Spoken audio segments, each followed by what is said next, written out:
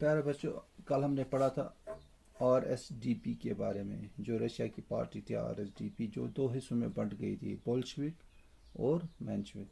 Bolshevik क्या चाहते थे? बोल्शेविक डिक्टेटरशिप मांग रहे थे, और मेंशेविक जो थी, party should be open for all, यानी वो डेमोक्रेसी मांग रहे थे। अब जो काजेज ऑफ आज हम पढ़ने जा रहे हैं, काजेज ऑफ रशियन रेवोल्यूशन। आज हमने इसके काजेज पढ़ने हैं। यिथ कन जन अस पता अस पोड़ पत्न लेसन मज पोड़ कि ऑलरेडी पढ़मुत काजेज क्या हेकन अत कि लूक वारिया गरीब गमुत, गरीब वर्कर इमन कम करान, इमन तूत दिन कि यूता इमन दिन गसान। तो इत कन अत गुरबत गमस, पसमान तबक दह दह पथ कुन गसान। यम काजेज यम ऑलरेडी पढ़मुत पत्मन वीडियोन मज। आज पढ़ो कि अम अलाव तम काजेज तम पढ़ो आज। क्या पढ़न आज?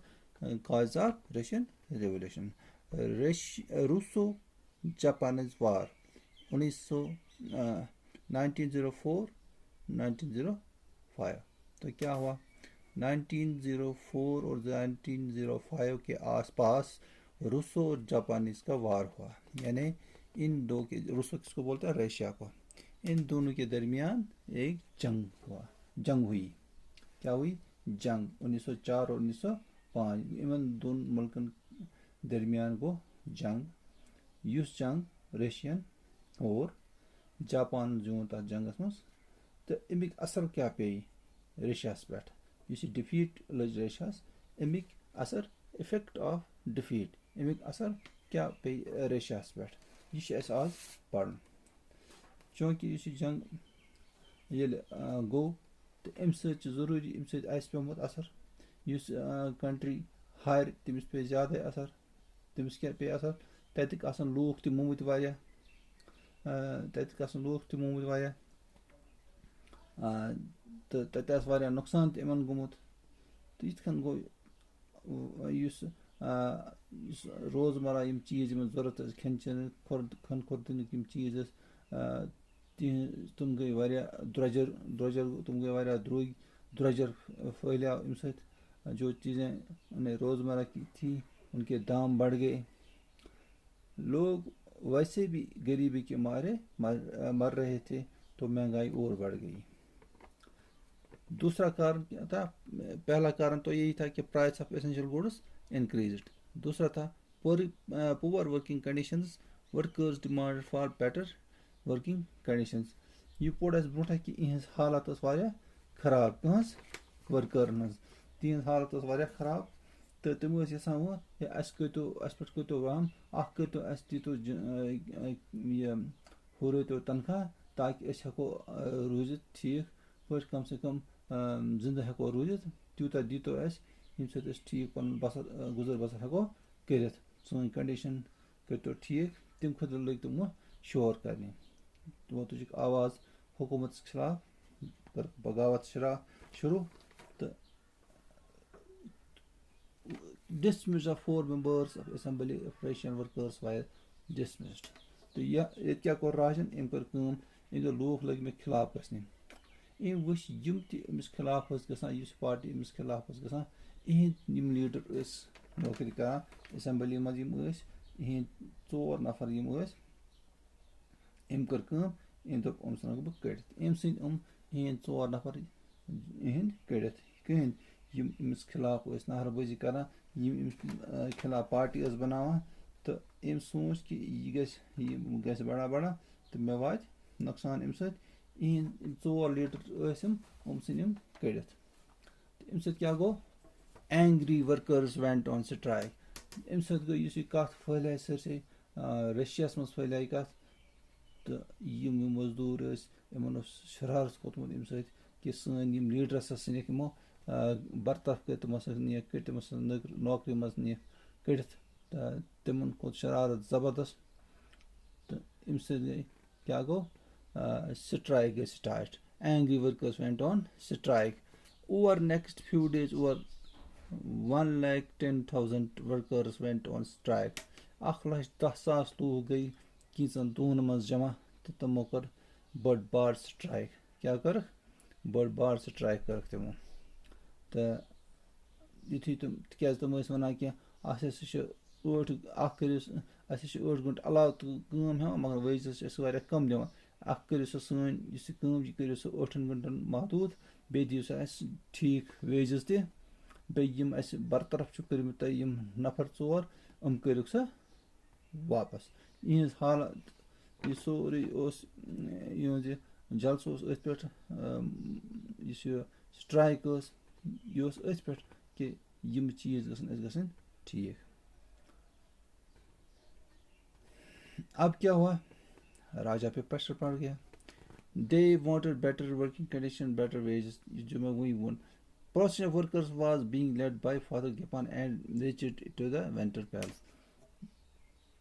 जो ये स्ट्राइक हो रही थी इनके लीडर कौन थे फादर गेपान इनकी क़यादत में ये जो जलसा हो रहा था स्ट्राइक हो रही थी जिसमें से 1,10,000 वर्करों ने शमूलियत की थी और वो चलते चलते कहाँ पहुँच गए विंटर पैलेस जो राजमहल था इस किंग का जार निकोलस का तो वहाँ पहुँच गए फादर गेपान के क़यादत में।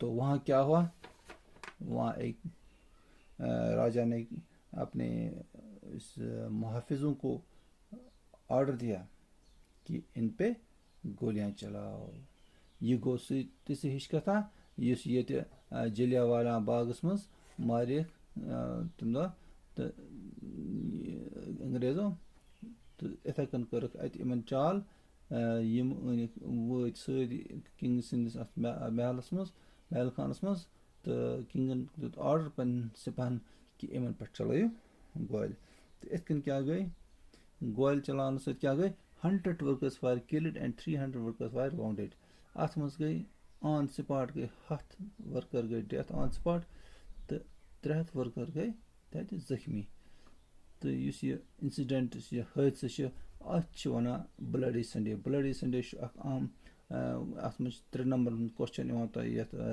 मज एग्जामस मज यह ब्लडी संडे रिकॉर्डिंग तो अत वन ब्लडी संडे क्या वन इस यह 100 नफर मूत 300 नफर गई जख्मी अत जुलूस मज यह अम दह आतवार यह आतवार मूजूब अत वन ब्लडी संडे इस खून खराबा गो यह गो अमे मूजूब कि अम दह आतवार। तो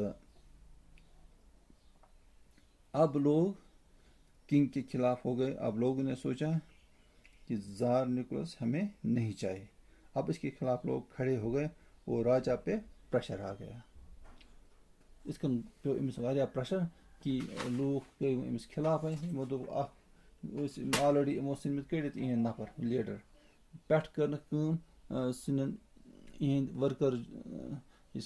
वर्कर मारित 100 नफर 300 कर जख्मी इन पे चलायन गोल लोग गए अमिस खिलाफ तो राजस पे वारिया प्रेशर।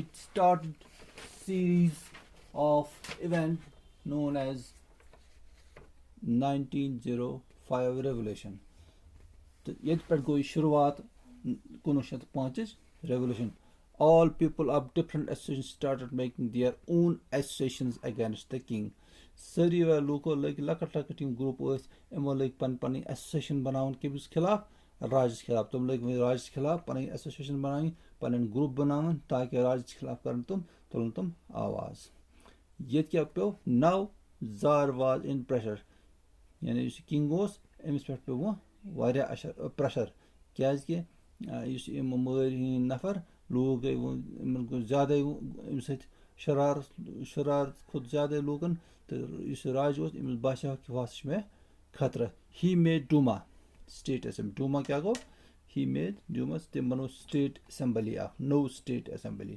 तम कर लूक खुश कर खतर कर तम चाल तम बनो चाल दोन वो कित लूक पानस कुन वे इम बनो चाल इम बनो नो असेंबली कर कम मगर तम क्या कर he bought most of the conservative politicians in the state assembly तो पचो याद अस पोर्मुत पत मिले कि सोसाइटी त्रेन ग्रुपन मज कंजर्वेटिव लिबरल्स तो रेडिकल्स यथ मज कंजर्वेटिव यम ग्रुप सोसाइटी तालुक थवान अत मज यम नफर यसान हमेशा कम यसान यह गस राजा महाराजा हुकूमत चलावान यानी मोनारिकल रूल यह ठीक यह कंजर्वेटिव ग्रुप तो यम इहंदी नफर ज्यादा इहंदी नफर ज्यादा तिकाज यम तमें नफर यम यसान यह मोनारिकल राज यह पान मोनारिक किंग यम करन वातन ज्यादा जरर कह यम यसान ज्यादा चेंज कर कि इहंदी नफर ज्यादा असम्बली मज ताकि चल मीन कम चल तो लोग तसन खुश तवे अन इहंदी नफर यह बनो बड़ बार चाल अम गई लूख अम वो लूकन कि वह तुज असम्बली निमन लूकन हज बह कर यम फैसला कर मे सह मंजूर बह निम तथ ज्यादा हिस्स कि यह किस यम फैसला कर